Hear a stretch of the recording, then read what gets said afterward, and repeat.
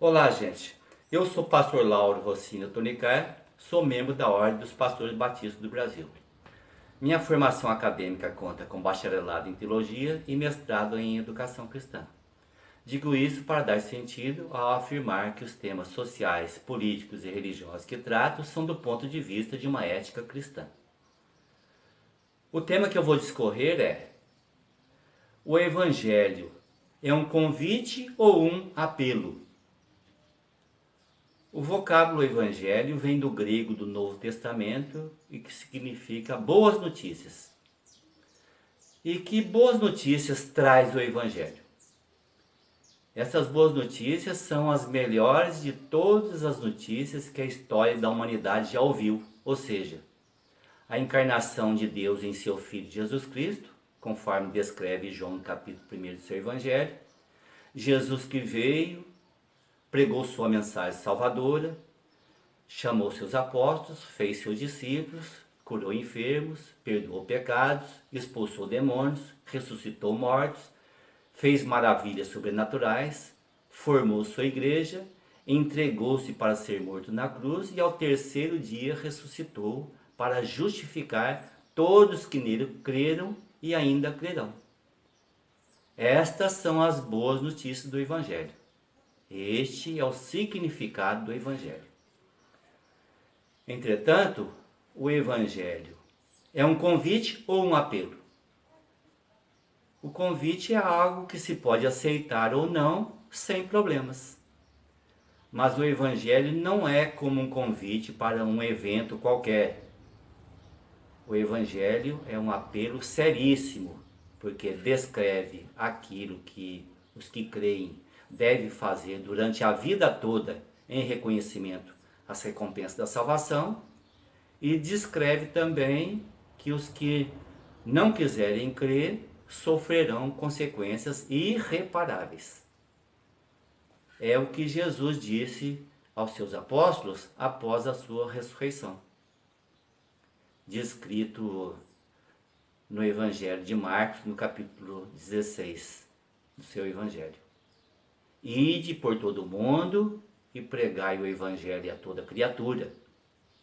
Quem crer e for batizado será salvo, quem, porém, não crer será condenado.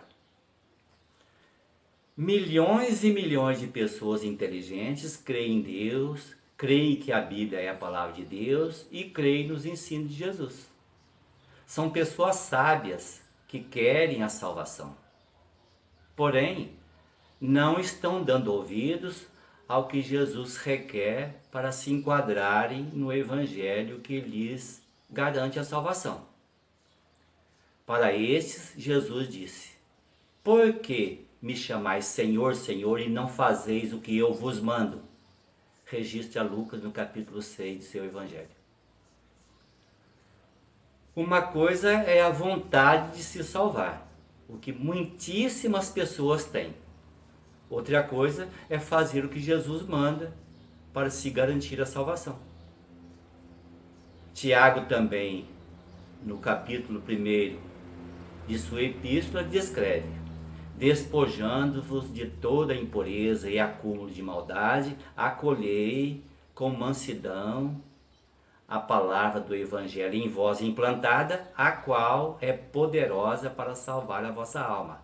Tornai-vos, pois, praticantes da palavra, e não somente ouvintes, enganando-vos a vós mesmos. Portanto, o que muitíssimas dessas pessoas sábias que creem em Deus estão fazendo e que acabam por enganar a si mesmas? Vamos citar 3 exemplos. Primeiro, as desculpas da falta de tempo de muitíssimos ricos que dizem: não frequentamos as igrejas porque temos muitos empregados e demais o que administrar e não nos sobra tempo para o Evangelho. Segundo, as desculpas de cansaço de muitos pobres que dizem: não praticamos o que Jesus ensina porque temos que fazer muitas horas extras para completar nosso sustento e o domingo é o único dia que nos resta para o descanso. Terceiro, há desculpas dos que se equivocam por não saberem julgar a diferença entre o joio e o trigo e dizem: não queremos nada com essas igrejas que vivem fazendo comércio da fé. Essas pessoas se esquecem de que há muitíssimas igrejas sérias que não fazem comércio da fé.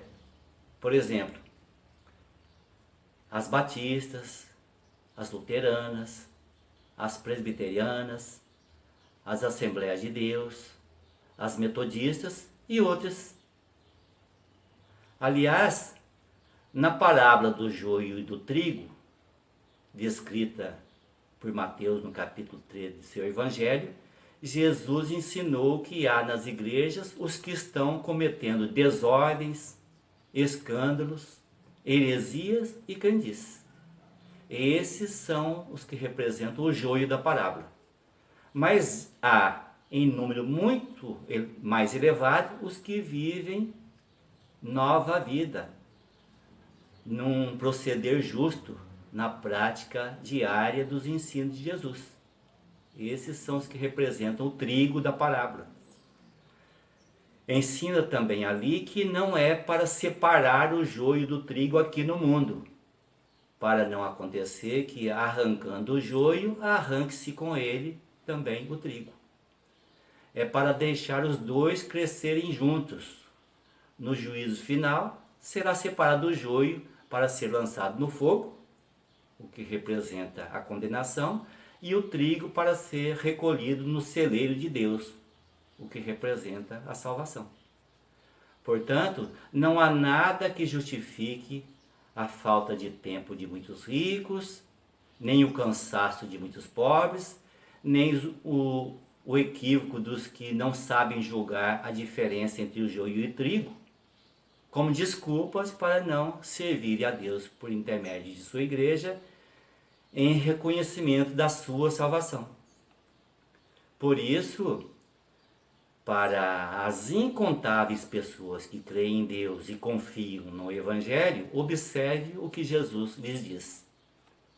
Vós sois meus amigos, se fazeis o que eu vos mando. Descreve João no capítulo 15 do seu Evangelho. E o que Jesus manda e requer dos que querem a salvação? Por exemplo, que professem a fé e sejam batizadas, que participem da ceia do Senhor e do culto comunitário na igreja, da prática das orações, dos louvores, dos jejuns, da evangelização, da ação social e outras doutrinas. O trigo continuará sendo trigo na igreja, mesmo que haja ao seu lado pouco ou muito joio. O joio continuará sendo joio, a menos que, em tempo, se arrependa e se transforme em trigo, coisa que tem acontecido muitíssimamente para a glória de Deus. Por fim, o Evangelho não é um convite, é antes um apelo seríssimo, pois os que se comprometem com ele terão a vida eterna, e os que o rejeitarem terão a condenação eterna. Vamos relembrar. Evangelho quer dizer boas notícias, ou seja, Jesus Cristo encarnado veio, realizou sua obra, se entregou na cruz, mas ao terceiro dia ressuscitou para justificar os que nele creem.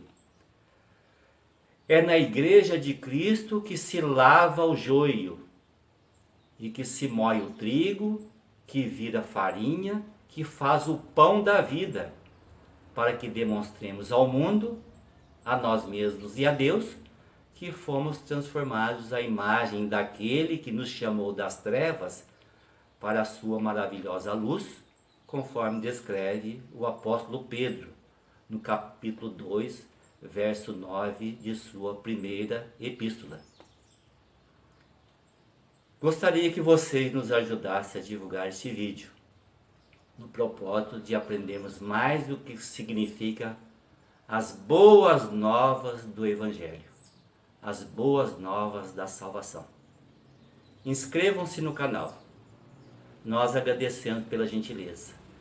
E que a graça do nosso Senhor Jesus Cristo repouse sobre todos os que temem a Deus.